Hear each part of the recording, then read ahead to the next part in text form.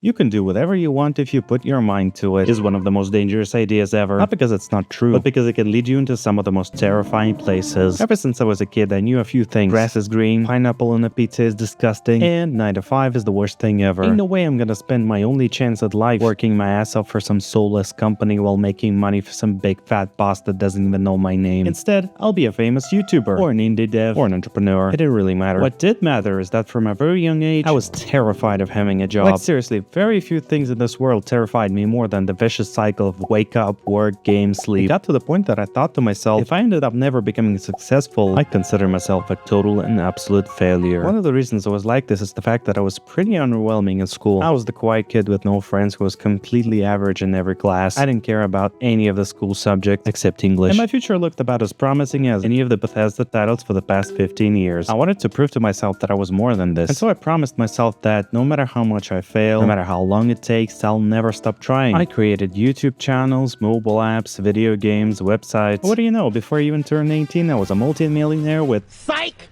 Yeah, of course all of them failed. See, to oversimplify things, there are 3 pillars of a successful project. You gotta have the right skills, you gotta have a good idea, and you gotta dedicate a lot of time to it. Back then, I had all the time in the world and lots of ideas, but 0 relevant skills. So is it any wonder that my videos looked like trash, and my games looked like they were made by a child, which they were. But fast forward a few years, I'm already 18, going to college, and I got a job. An actual, real 9 to 5. The thing that I feared so much for so long. I was working as a software engineer, a dream job for many people. I was not making crazy money. In fact, even by European standards, it would be kind of low, but it was still way more than I ever needed at the time. So I was making fat stacks while doing something that I enjoy. Isn't it awesome? You know, this wouldn't be so bad if this story ended right here. But after having that job for a few months, I had my Jimmy McGill moment. I began to hate it. After just a few months of the job, no one was there to help me figure something out, tell me how to improve, or give me feedback. But if I did something wrong, I was criticized relentlessly. Even a raise didn't convince me to stay. I was stressed out beyond imagination. I worked 12-hour days and I was too young and inexperienced to say no to anyone. A job that seemed awesome initially became the thing that drained my soul and made me feel worthless. Oh, that brings back memories. After about a year of work, I quit for the first time. I could no longer handle the pressure, and the desire to create something of my own never really went anywhere. So I decided to give it a try one more time. I spent the next 6 or so months creating a mobile app. This time I had the relevant skills. I could code anything I wanted. And since I quit my job, I had a lot of time to do it. But my mental state was too garbage and my anxiety was through the roof and my ideas weren't great. So even though I finished and shipped it, it was ultimately a waste of time that didn't go anywhere. I can't even begin to describe how mind-numbingly painful it is to create something only for absolutely no one to care about it. It feels worse than working for minimum wage because usually the result I get from doing something was literally negative. If you were one of those people that quit before even watching the first 30 seconds, you'd think that this is a story about failure. But even a broken clock is right twice a day, and sometimes things do work out. In 2023, I was back at the same job at the exact same company. You know, having a soul-rending job somehow seemed preferable to homelessness. And even though I had already reached my 20s by that point, I still never gave up the idea that I could be a YouTuber. And so I started a shorts channel. I promised myself that I'd post at least 1 video per day until something happened. And after 2.5 months of trying, something happened.